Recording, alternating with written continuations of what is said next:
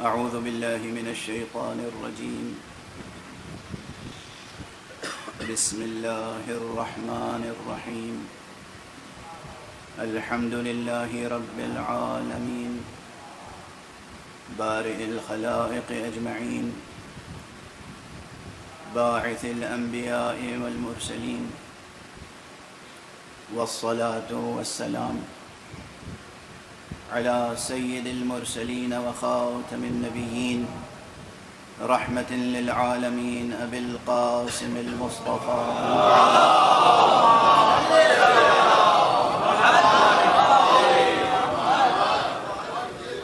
وعلى أهل بيته الطيبين الطاهرين الهداة المهديين المعصومين المظلومين واللعنة الدائمة على أعداء الحق والدين.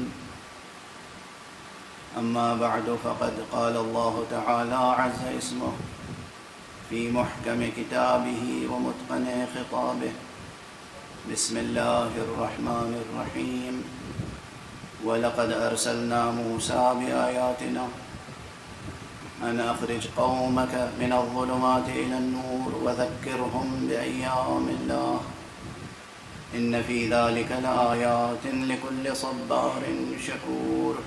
صدق الله العلي العظيم.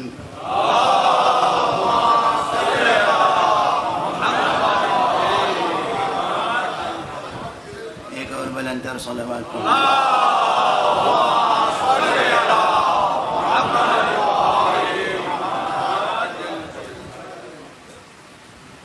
مجھے یقین ہے کہ آپ حضرات کے اذہان عالیہ میں یہ بات محفوظ ہوگی کہ آج کی مجلس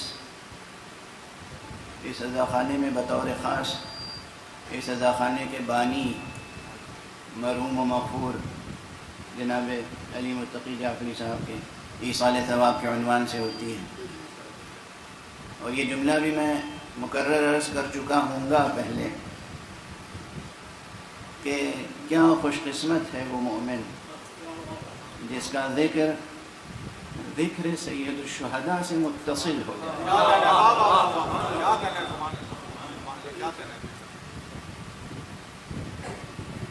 مومن کا کمال وجودی یہ ہے کہ اس کی نسبت آل محمد سے قائم ہو جائے. میں نے بہت سوچ سمجھ کے یہ ترکیبیں اور یہ لفظیں استعمال کی. مومن کا، ایک شخص مومن، ایک فرد مومن، اس کا کمال وجودی یہ ہے کہ بس ان سے نسبت قائم ہو جائے.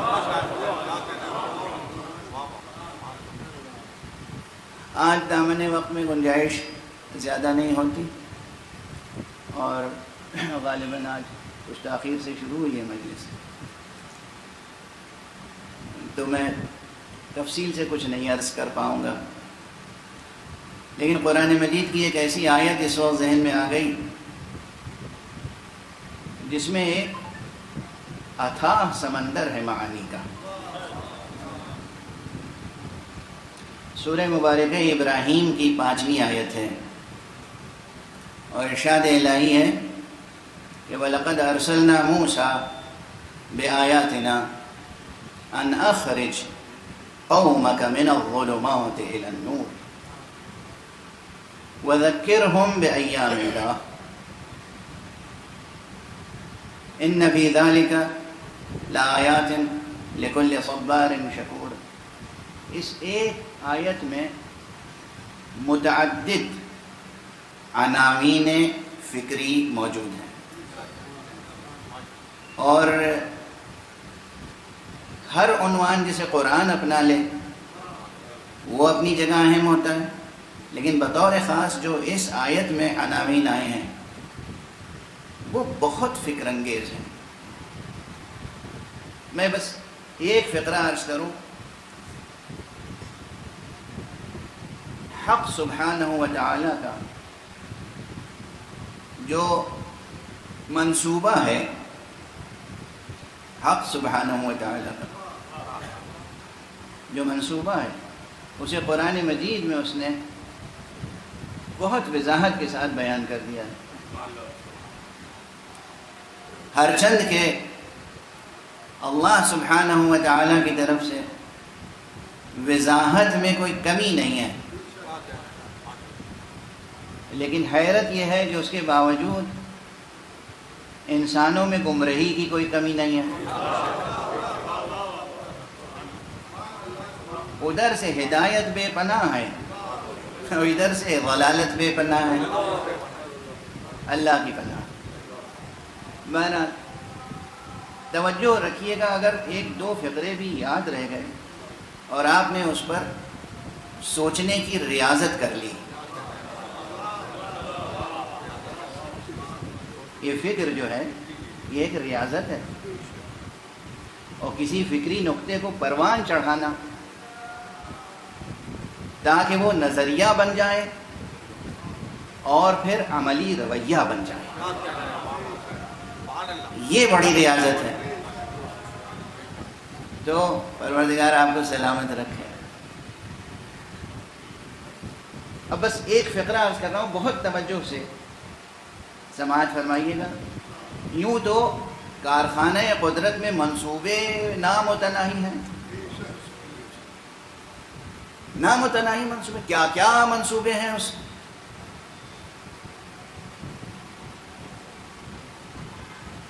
قادر مطلق کے. لیکن اگر تمام منصوبوں کو مختصر طور پر دو فقروں میں بیان کرنے کی کوشش کی جائے تو بس یہ ہے کہ پروردگار کا تکوینی ایک منصوبہ ہے اور ایک تشریعی، اور دونوں منصوبوں کی غرض اور غایت اور مقصد ایک ہے، اور وہ کیا ہے؟ عالم ہستی کو ظلمات سے نور کی طرف نکال کر لے جانا.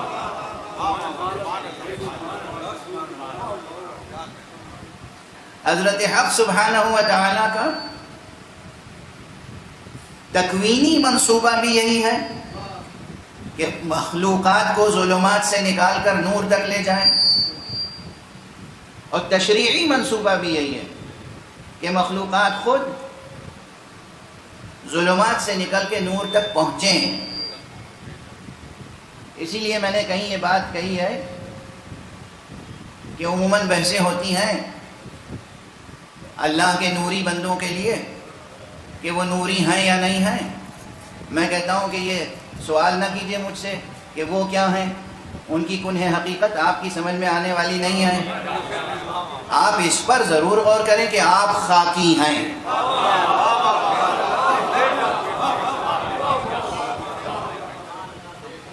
آپ خاکی ہیں، اور بات یہاں ختم نہیں ہوتی.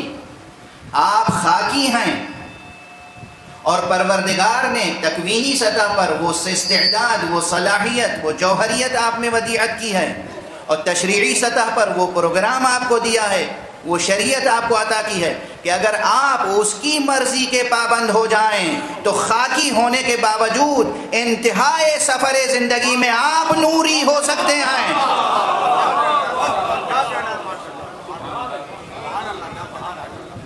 میں سمجھتا ہوں کہ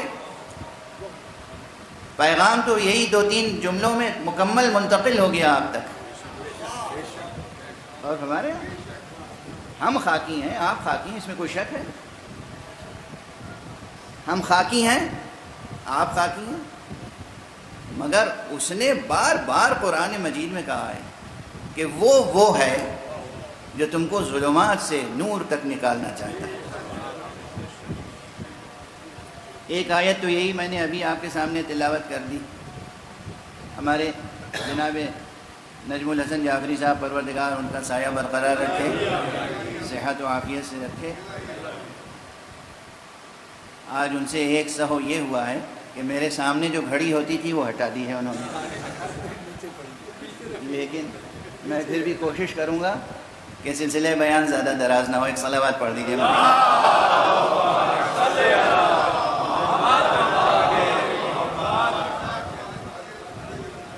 اب ایک آیت تو یہ میں نے سورہ ابراہیم کی آپ کے سامنے عرض کی، تلاوت کرنے کا شرف حاصل کیا. وَلَقَدْ أَرْسَلْنَا مُوسَىٰ، اور ہم نے موسیٰ کو بھیجا بِآیاتِنَا، اپنی نشانیوں کے ساتھ، معجزات کے ساتھ. کس لیے بھیجا؟ أَنْ أَخْرِجْ قَوْمَكَ مِنَ الظُّلُمَاتِ إِلَى النُّورِ، کہ تم اپنی قوم کو ظلمتوں سے نور کی طرف نکال کے لاؤ. اور اس کے بعد یہ خود ایک عنوان ہے، یعنی اگر پورا عشرہ صرف اسی فقرے پر دیکھیے نا، اخراج الناس، اخراج الخلق من الظلمات الى النور، مخلوقات کا، لوگوں کا، انسانوں کا، مومنین کا ظلمتوں سے نور کی طرف نکال کر لے جانا.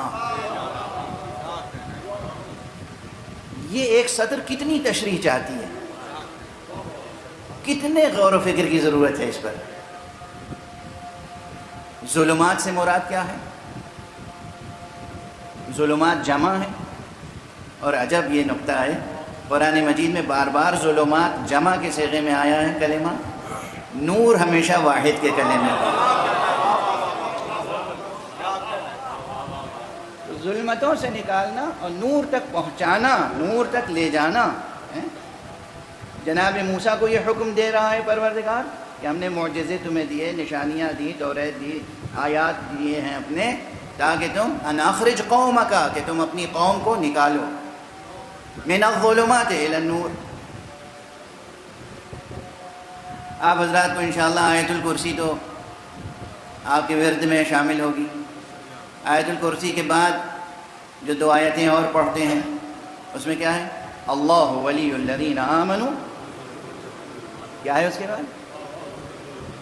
اللہ ولی الذین آمنوا یخرجہم من الظلمات الی النور. اس نے خود اپنا کام بتا دیا.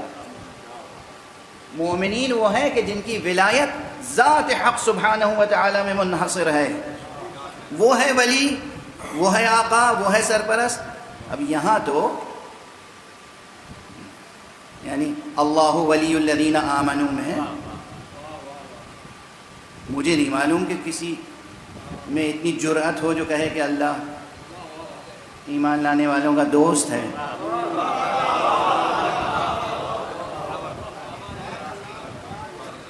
سیاق و سباق دیکھیے،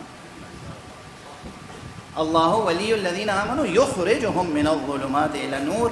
اللہ ایمان لانے والوں کا ولی ہے، یعنی ہر اعتبار سے سرپرست ہے، بدون استثناء، بلا استثناء. ہر اعتبار سے وہ سرپرست ہے، حاکم ہے، آقا ہے، مولا ہے، مالک ہے. اللہ ولی الذین آمنوا، اور کرتا کیا؟ یخرجہم، وہ نکالتا ہے انہیں ظلمتوں سے نور کی طرف. خود وہ نکالتا ہے ظلمتوں سے نور کی طرف. نبی کو اپنے حکم دے رہا ہے کہ نکالو انہیں ظلمتوں سے نور کی طرف.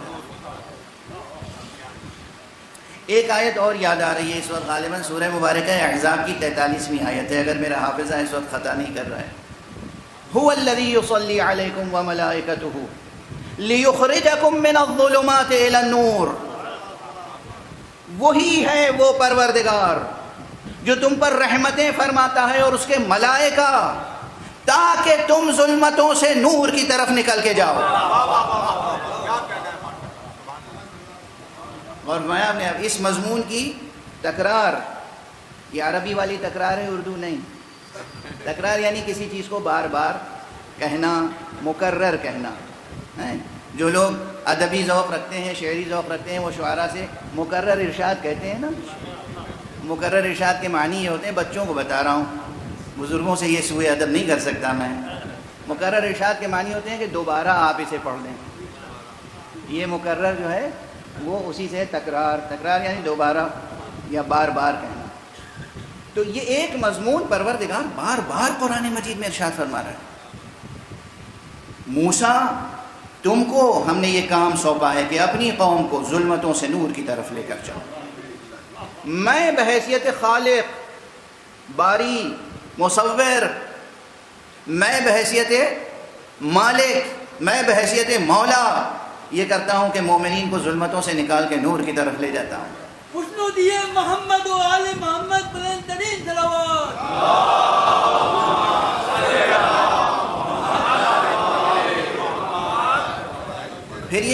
الذی یصلی علیکم. لیکن سورہ احزاب ہی میں وہ آیت بھی موجود ہے جس کے متعلق میں عرض کیا کرتا ہوں اور اس وقت بھی دل چاہ رہا ہے کہ عرض کر دوں. کئی بار عرض کر چکا ہوں مختلف ممبروں پر، مختلف مقامات پر، لیکن یہ آج پہلی ہی مجلس ہے اس سفر میں، تو پھر عرض کر رہا ہوں، اور اسے آپ ایک گراں قدر تحفہ سمجھ کر لے جائیں. یہ جو آیہ صلوات ہے، ان اللہ وملائکتہ یصلون علی النبی یا ایھا الذین آمنوا صلوا علیہ وسلموا تسلیما.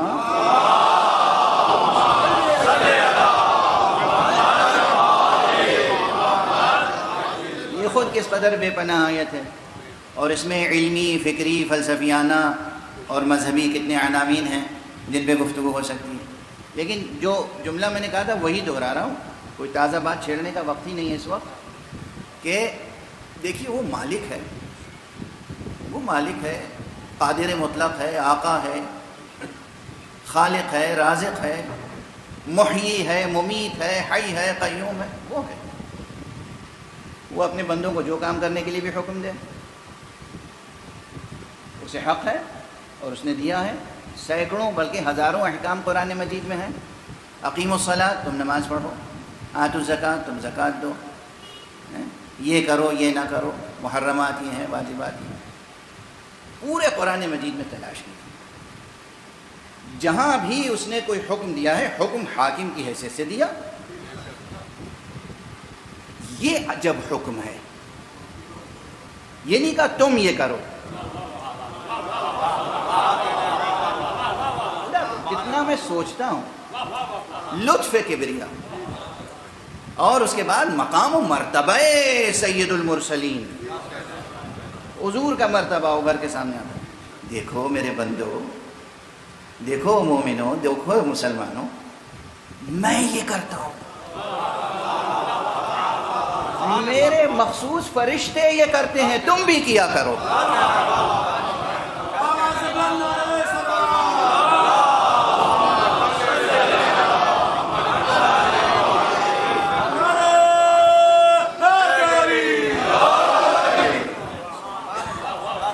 اور اسی لیے جب لوگ مجھ سے اکثر پوچھتے ہیں مولانا یہ مشکل ہے، اور یہ مصیبت ہے، اور یہ غم ہے، اور یہ غم ہے، اور یہ درد ہے، یہ پریشانی ہے، تو میں ایک ہی بات کہتا ہوں کہ میں آپ کو وہ دعا بتا رہا ہوں جس سے برتر، جس سے افضل، جس سے کامل تر کوئی دعا ہو ہی نہیں سکتی.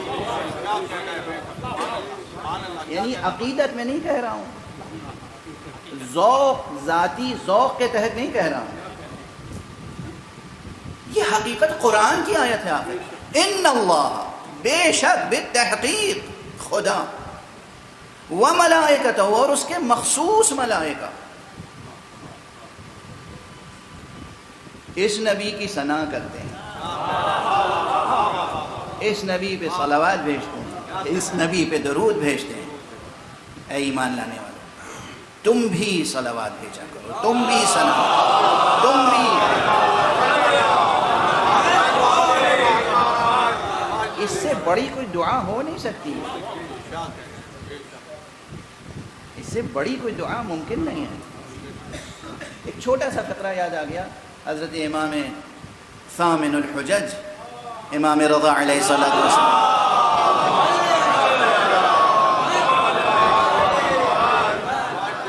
آپ نے ایک جگہ ایک دعا میں اس طرح سے ارشاد فرمایا ہے کہ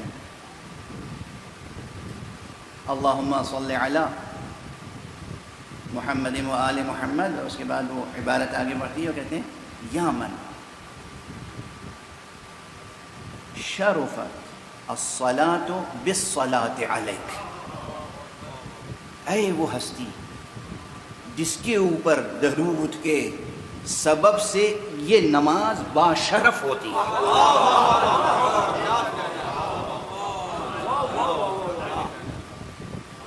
کیا فکرہ ہے، کیا مضمون ہے.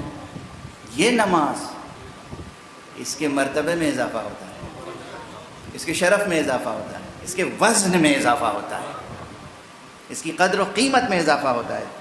کس سے؟ وہ جو تشہد میں صلوات پڑھتے ہیں اس سے. اور سب لوگ تو تشہد میں صلوات پڑھتے ہیں صرف. کیا کہنا ان کا کہ جو اپنے رکوع میں بھی صلوات پڑھیں, سجدے میں بھی صلوات پڑھیں, تشہد میں بھی صلوات پڑھیں, قنوت میں بھی صلوات پڑھیں. کتنی وزنی ہوگی وہ نماز. تو اگر جلدی نہ ہو, شرعی مجبوری نہ ہو, ذرا اطمینان سے نماز پڑھنے کا موقع ہو, تو صلوات ترک نہ کیجیے گا. نہ رکوع میں, نہ سجدے میں, نہ تشہد میں, نہ قنوت میں ایک صلوات پڑھ لیجیے گا.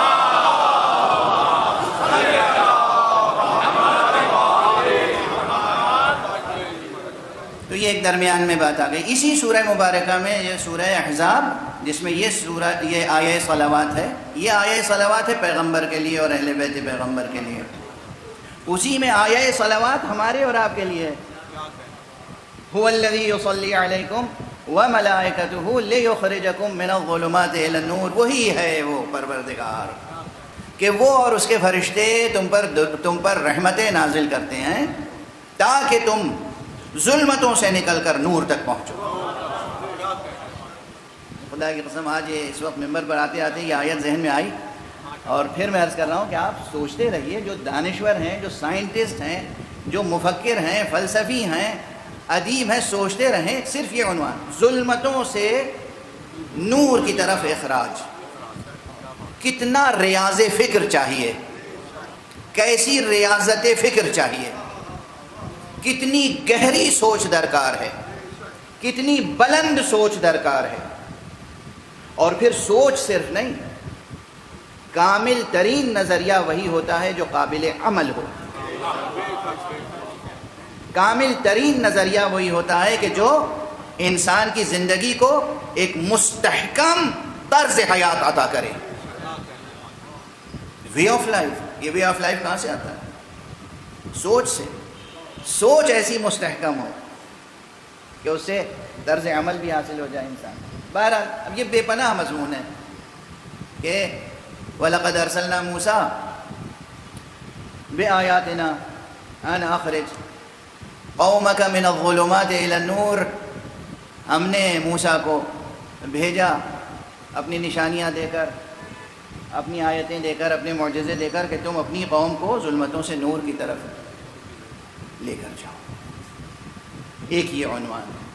اب یہاں ٹھہر جاؤں اور دامن بحث کو سمیٹ لوں. اس وقت میں نے عرض کیا تھا ابتدائی گفتگو میں کہ اللہ سبحانہ و تعالیٰ کا ایک تکوینی منصوبہ ہے اور ایک تشریعی.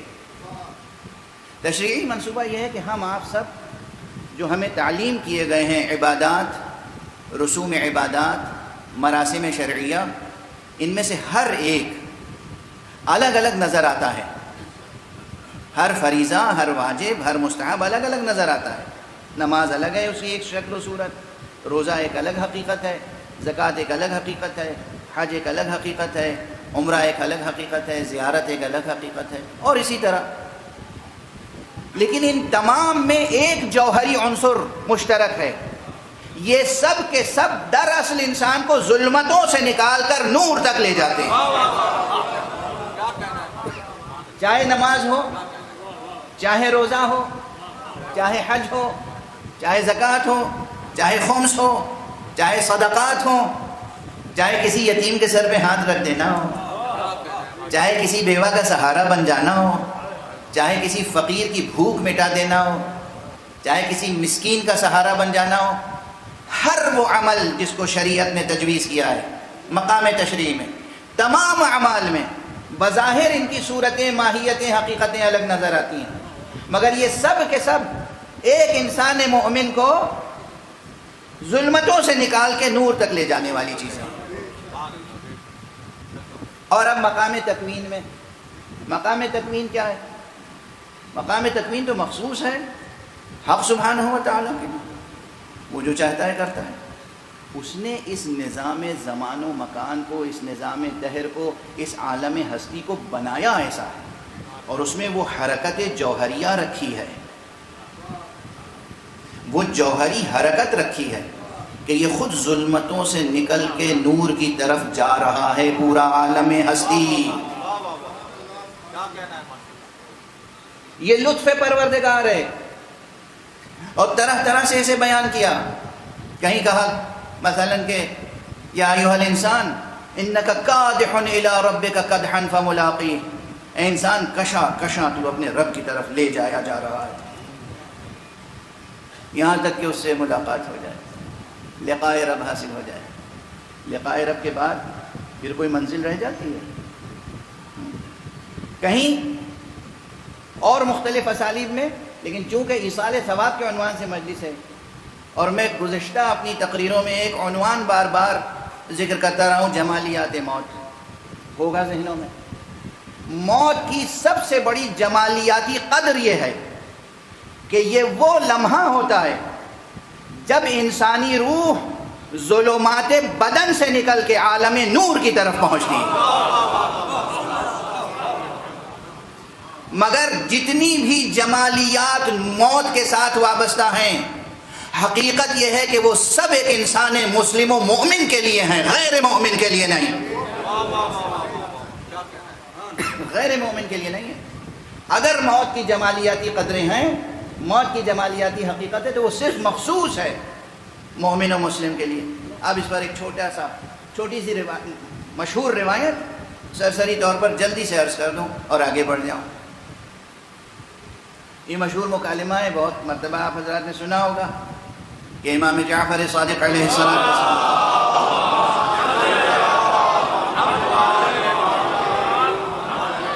سے ایک اپنے وقت کے اس وقت کے ملحد نے سوالات کیے اور کہا نہ خدا ہے نہ آخرت ہے. منکر، آپ جو یہ سب کر رہے ہیں محنت، یعنی اب میں کیا کہوں، یہ الفاظ ادا کرتے ہوئے اچھا نہیں لگتا، لیکن جیسے آج کل بھی یہ بار بار کہی جاتی ہے، فضول نمازیں پڑھ رہے ہیں، تلاوتیں کر رہے ہیں، حج کے لیے جا رہے ہیں، سعی کر رہے ہیں، طواف کر رہے ہیں، کیا ہے سب؟ ارے نہ خدا ہے نہ آخرت ہے، فضول اپنی زندگی گویا برباد کر رہے ہیں. نعوذ باللہ. نقل کفر کفر نہ باشا. ارے بھائی یہی زندگی ہے، یہی دنیا ہے، یہی حیات ہے. There is no God, just enjoy your life. ایک یہ نظریہ ہے. تو اس نے کہا کہ یہ آپ کیوں مشقتیں کر رہے ہیں؟ امام علیہ الصلوۃ والسلام نے کیا لمحہ تھا، کیا نفس معصوم میں کیا تاثیر ہوتی ہے، کتنے فکری سوالات ہوں گے اس کے پاس. جو لوگ فلسفی ہوتے ہیں یا جو لوگ متفلسف ہوتے ہیں، دونوں میں فرق ہے نا.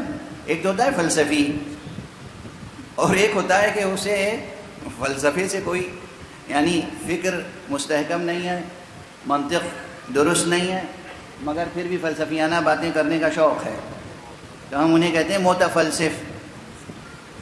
جیسے ایک صوفی ہوتا ہے، واقعی صوفی صافی ہوتا ہے، پاک دل، پاک نہاد، پاکیزہ عمل. اور ایک ہوتا ہے متصوف، صوفی بننا اور فلسفی بننا. ایسے ہی شاعری میں ہے، کوئی ہوتا ہے شاعر، فطری شاعر ہوتا ہے، اور کوئی ہوتا ہے متشاعر، طبیعت موضوع نہیں ہے، بحر و وزن پر قابو نہیں ہے، قافیہ ردیف کا کوئی شعور نہیں ہے، مگر شعراء کی صف میں بیٹھنے کا شوق ہے، تو شعر پر شعر کہے جا رہے ہیں. تو وہ چاہے فکر و فن کا شعر نہ ہو، جنگل کا شعر ہو، مگر بہرحال تو بہت سے لوگ متفلسف ہیں، کیا کیا سوالات ادھر ادھر سے لے کے آتے ہیں. کتنے سوالات اس ملحد کے ذہن میں ہوں گے، فکری عملی. آپ نے بس ایک جملہ کہا اور اس طرح کہا، اسے کہتے ہیں تاثیر کلام معصوم. خوشنودی محمد و آل محمد، بلند ترین صلوات.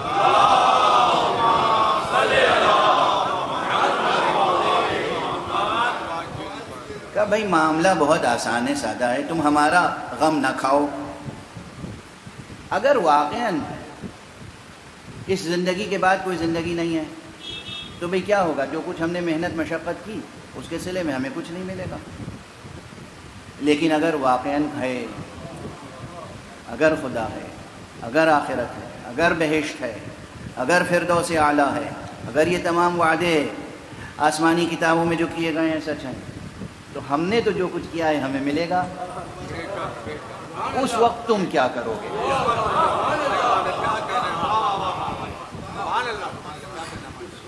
اب دیکھیے یہ اسی جملے کے وضاحت ہو گئی اچھی طرح سے کہ موت کی جمالیات،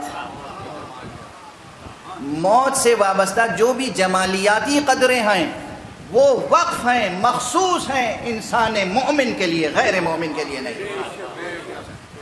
مومن ہوگا تو اس کے لیے زندگی جمالیات بن جائے۔ میرا خیال ہے کہ آج وقت گزر گیا تیزی کے ساتھ، اور تشنگی تو مجھے بھی محسوس ہو رہی ہے، لیکن بہرحال اب ایک جملہ کہہ کے دامن بیان کو بالکل سمجھ، ہمارے آپ کے لیے تو جمالیات موت میں ایک سب سے بڑا جمالیاتی عنصر یہ ہے کہ پیغمبر اکرم صلی اللہ علیہ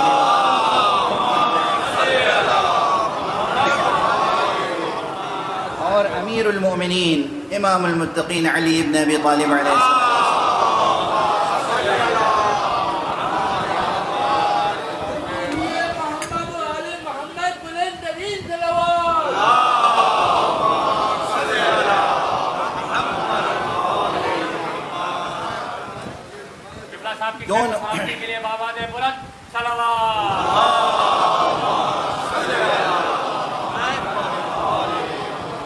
دونوں معصوموں نے یہ وعدہ کیا ہے، اور یہ کوئی ایک روایت نہیں ہے، صرف میں نے اس موضوع پر تلاش کرنے کی کوشش کی، جستجو کی، تو یہ مضمون تقریباً ہمارے ہاں تو متواتر کے درجے تک پہنچتا ہے، اللہ اقل یہ کہ وہ مستفیضہ ہے مضمون، یہ روایت کہ معصوم نے وعدہ کیا ہے اس دنیا سے نہیں اٹھے گا کوئی مومن، موت کی آغوش میں راحت کی نیند سوئے گا نہیں جب تک کہ جلوہ علی دیکھ نہ لے۔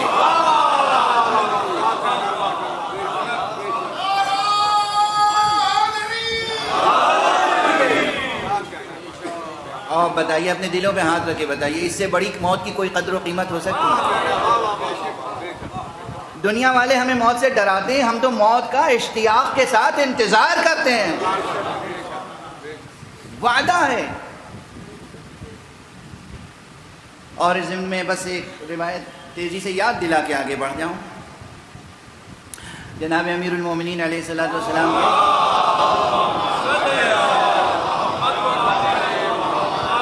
ایک بہت مخلص صحابی تھے، بہت مخلص، اور ان کا نام تھا حارث حمدانی، بہت مخلص اور سن رسیدہ۔ ان کا عالم یہ ہو گیا تھا آخری عمر میں کہ بغیر سہارے کے چل نہیں پاتے تھے۔ روایت یہ ہے کہ ایک مرتبہ وہ آئے اور غالباً معمول کے مطابق وقت پر نہیں آئے، غیر معمولی طور پر وہ آئے، غیر معمولی طور پر، اور پیروں کو ٹھوکریں لگ رہی تھیں، سنبھالتے ہوئے آگے بڑھے۔ حضرت امیر اپنی جگہ سے اٹھے، آگے بڑھ کے سہارا دیا۔ حارث اس وقت کیسے آ گئے، کیا سبب ہے؟ جواب میں بس ایک فقرہ کہا، حبک یا علی۔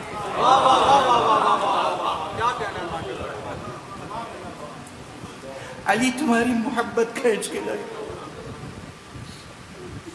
امام نے انہوں کو بیٹھایا، اچھا تو پھر سنو، میری محبت ہے تمہیں تو بس میری محبت کا انعام سن لو۔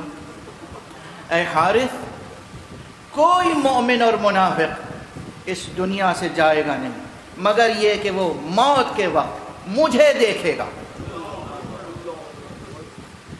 مومن مجھے اس شکل میں دیکھے گا جو اس کے لیے فرحت کی بات ہوگی، مسرت کی بات ہوگی، راحت کی بات ہوگی، تسلی کی بات ہوگی، تقویت کی بات ہوگی، اور منافق مجھے اس شکل میں دیکھے گا کہ اس کی موت ہی اس کے لیے عذاب بن جائے گی۔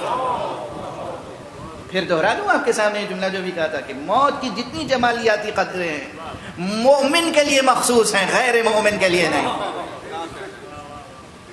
وہی روح مبارک علی ہے، مومن دیکھے گا تو اس کے لیے تقویت دل کا سرمایہ ہوگا، منافق دیکھے گا تو پھر اس کے لیے وہیں سے عذاب علیم شروع ہو جائے گا.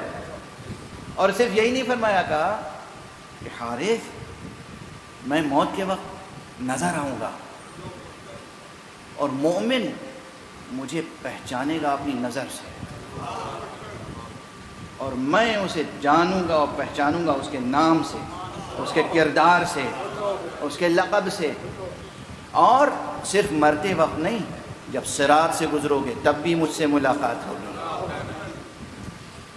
اور جب حوض پہ پہنچو گے تب بھی مجھ سے ملاقات ہوگی, اور جب آتش جہنم کے قریب سے گزارے جاؤ گے تو میں آواز دوں گا کہ اے دوزخ, اے نار جہنم, اس کی طرف نہ لپکنا, یہ میرا ہے. مفصل حدیث. اب آپ فرمائیے کہ اس سے بڑھ کر کوئی جمالیات موت ہو سکتی ہے؟ میں فضائل پڑھ رہا ہوں اور آپ حضرات کی آنکھوں میں آنسو آ گئے, حالانکہ ابھی محرم کا چاند نمودار نہیں ہوا ہے. دوسرا فقرہ جو ہے اس آیت کا, بس اب اس کا ترجمہ کر لوں اور پھر چند جملے مسائل کے عرض کر لوں, اور کل انشاءاللہ پھر اسی آیت پر جو باقی کچھ نکات ہیں عرض کروں گا. وَلَقَدْ أَرْسَلْنَا مُوسَىٰ بِآيَاتِنَا أَنْ أَخْرِجْ قَوْمَكَ مِنَ الظُّلُمَاتِ إِلَى النُّورِ, اور ہم نے موسیٰ کو بھیجا اپنی نشانیوں کے ساتھ کہ اے موسیٰ تم اپنی قوم کو ظلمتوں سے نور کی طرف نکالو, اور وَذَكِّرْهُمْ بِأَيَّامِ اللَّهِ, اور ان کے سامنے ذکر کرو, یاد دہانی کراؤ ایام خدا کی, ایام اللہ کی. یہ ایام اللہ کا عنوان خود ایک بے پناہ عنوان ہے. 10 دنوں تک ایام اللہ کے عنوان پہ گفتگو ہوتی رہے تب شاید کچھ بات بن سکے. ایام اللہ سے کیا مراد ہے, مفسرین کے درمیان بہت اختلاف ہے, لیکن بہرحال قرآن مجید کا یہ فقرہ, یہ ترکیب بہت واضح ہے کہ کچھ دن ہیں وہ جنہیں اللہ نے اپنی ذات کے ساتھ مخصوص کیا, ایام اللہ. مفسرین کے درمیان یہ ہے کہ ایام اللہ سے مراد وہ دن ہیں جن دنوں میں آسمان سے سرکش قوموں پر عذاب نازل ہوئے. یہ ایک تفسیر ہے. ایک تفسیر یہ ہے کہ ایام اللہ سے مراد وہ ایام ہیں, وہ مخصوص دن ہیں جو گزشتہ انبیاء کی تاریخوں میں اور ان کی قوموں پر اللہ کی طرف سے خاص نعمتیں نازل ہوئیں. کچھ کہتے ہیں کہ ایام اللہ سے مراد وہ ایام ہیں کہ جن میں اللہ کی راہ میں مومن قوموں نے جہاد کیا. مختلف تفسیریں. میں ان تمام تفسیروں کو اگر جمع کروں اور مفہوم کو واضح کرنے کے بعد مصداق کی تعیین کروں تو تمام اوصاف ہمیں محرم کے 10 دنوں میں نظر آتے ہیں کہ یہ محرم کے 10 دن بھی ایام اللہ میں شامل ہیں. کیوں ایام اللہ میں اس لیے شامل ہیں کہ اہل بیت کے تعلق سے امت کو جو مبتلا کیا گیا اور اس امتحان میں ناکام ہو کر امت جو عذاب الہی کی مستحق بنی ہے. دیکھیے کچھ تو ابھی مسلسل واقعہ کربلا کے بعد سے قیامت تک یہ امت سرسبز ہونے والی ہے نہیں. بہت معذرت کے ساتھ, بہت معذرت کے ساتھ, جب تک حق محمد و آل محمد کو قبول نہ کرے گی ملت, اس وقت تک سرفرازی اس کے صحیفہ عمل میں نہیں آ سکتی. خدا کی قدر سیکھو, محمد کی قدر سیکھو صلی اللہ علیہ وآلہ, آل محمد کی قدر سیکھو. ایک طرف ملت امت مبتلا ہوئی, دوسری طرف نعمتیں نازل ہوئیں جن پر نازل ہونی تھی, تیسری طرف جہاد کیا اور وہ حق ادا کیا جہاد کا کہ ویسا جہاد نہ ان جہاد کرنے والوں سے پہلے کسی نے حق ادا کیا تھا نہ ان کے بعد. لکھیے تاریخ اسلام, لیکن اگر ایمانداری کے ساتھ, انصاف کے ساتھ, غیر جانبداری کے ساتھ, مکمل دیانتداری کے ساتھ تاریخ لکھیں گے تو تاریخ کربلا میں نظر آئے گا کہ کیا جہاد کیا ہے, کس نے کیسا جہاد کیا ہے. اس میں سے تو ایک ایک فرد ایک ایک لشکر تھا، ایک ایک فرد ایک ایک لشکر تھا. کربلا کی تاریخ پر بہت کچھ لکھا گیا ہے، لیکن ابھی بہت کچھ لکھا جانا باقی ہے. آج وقت تمام ہو گیا. ایک مومن، ایک متقی، ایک عزادار امام حسین کے ایصال ثواب کی مجلس ہے، ایک بانی عزا خانہ کے ایصال ثواب کی مجلس ہے، اور یہ مجلس گویا کہ استقبال محرم کی مجلس بھی ہے. تو استقبال عاشورہ میں کئی قربانیاں ہوئی ہیں.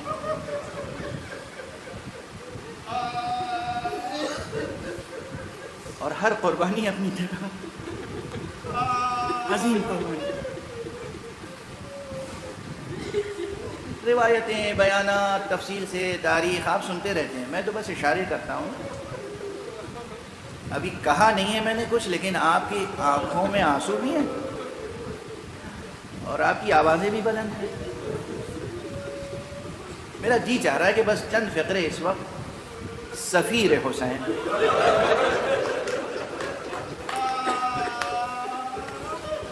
حضرت مسلم ابن عقیل، یہ مصائب کے عرض کر رہا ہوں. مسلم حضرت امام بخاری نے اپنی تاریخ کبیر میں جناب مسلم نے عقیل کا ذکر کیا ہے. حضرت امام بخاری تاریخ کبیر، اس میں ایک وصف یہ لکھا ہے کہ مسلم ان لوگوں میں سے تھے جن کا چہرہ، جن کے شمائل شبیہ پیغمبر تھے. ان چند افراد میں جن میں مشابہت تھی پیغمبر سے، ان میں ایک مسلم بھی تھے. اب میں کس منہ سے یہ بیان کروں کہ قبل اس کے کہ کربلا میں شبیہ پیغمبر کو پامال کیا جائے،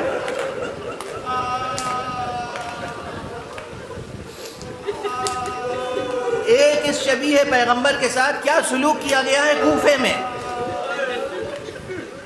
تفصیلات سب آپ کی سنی ہوئی ہیں. میں تو بس 2-3 فقرے عرض کروں گا کہ جب بے پناہ جنگ کر لی جناب مسلم نے اور فریب دے کر، دھوکہ بنا کے انہیں گرفتار کیا گیا اور طاغوت وقت کے دربار میں پیش کیا گیا، اور اس نے حکم دیا کہ انہیں قصر حکومت کی بلندی سے لے جا کر زمین پر پھینک دو. اس سے پہلے جب قصر میں داخل ہو رہے تھے تو قصر کے دروازے پر ٹھنڈے پانی کی سراہی رکھی ہوئی. جناب مسلم نے کہا کہ مجھے اس میں سے پانی پلا دو. اشقیاء نے کہا کہ مسلم، تمہیں ایک قطرہ آب نصیب نہ ہوگا جب تک کہ تم فلاں و فلاں کی بیعت نہ کر لو. اور جب جناب مسلم نے انکار کیا اور وہی پیاس کی کیفیت باقی رہی، تو میں ایک جملہ عرض کروں. 2 چیزیں ہوتی ہیں، ایک ہوتی ہے مواسات. مواسات کے معنی ہے عملاً غمخواری کرنا، کسی کے غم میں شریک ہونا، کسی کی مصیبت میں شریک ہونا، کسی کے درد دکھ میں شریک ہونے کو کہتے ہیں مواسات. جناب مسلم نے صرف سفارت نہیں کی ہے، حسین پر پڑنے والی مصیبتوں کے ساتھ غمخواری عملاً کی. اگر حسین پیاسے شہید ہونے والے تھے تو مسلم ہی پیاسے شہید ہوئے. اور بس 2 جملے کہہ کے التماس سے دعا کروں کہ جب دارالامارات کی بلندی پہ لے جایا گیا تو مسلم کے ہاتھوں کو باندھ دیا گیا، اور جب سر مبارک قلم کیا گیا تو جسم کو زمین پر پھینکا گیا، اور اس طرح پھینکا گیا کہ بدن کی ہڈیاں ٹکڑے ٹکڑے ہو گئے.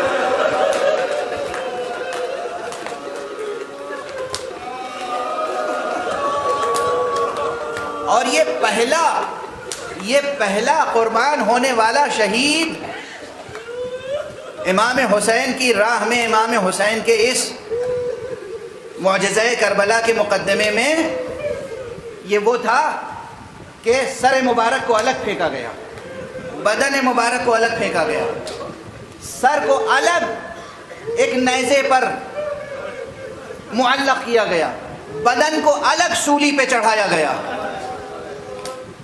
اور یہ سب تو ہوا، لیکن اس کے ساتھ ساتھ جو اس شبیہ رسول کے ساتھ جو بات سن کر غالباً کوئی غیرت مند انسان صبر نہیں کر سکتا کہ ان کے قدموں میں رسیاں باندھ،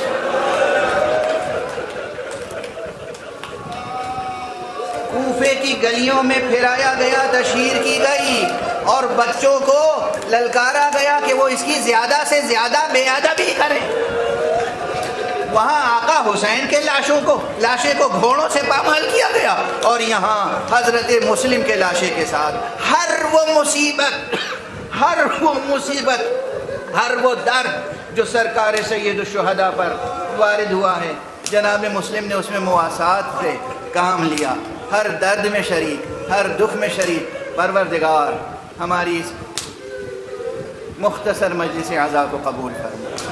پروردگار ملت اسلامیہ کے جوانوں میں یہ جذبہ بیدار فرما دے کہ ہمیں بھی سرکار سید الشہداء امام ابو عبداللہ الحسین کے ساتھ مواسات کا کردار بجانا. پروردگار مرحوم و مغفور سید علی متقی کی روح کو بلندیاں عطا فرما، جناب سید نجم الحسن جعفری صاحب کو صحت عطا فرما، طول عمر عطا فرما. جتنے حضرات یہاں تشریف فرمائے ہیں، جہاں جہاں تک آواز پہنچ رہی ہے، پروردگار جتنے ماتمیان شہ مظلوم ہیں، جتنے عزاداران امام حسین ہیں، جتنے سوگواران اہل بیت ہیں، ان کی توفیقات میں اضافہ فرما. پروردگار ان کی عبادت اعضا قبول فرما، ان کی جملہ دیگر عبادات کو قبول فرما. پروردگار اپنے ولی آخر کو اذن ظہور عطا فرما اور ان کے ہاتھوں سے اپنی رحمت و رافت و عدالت کا پرچم.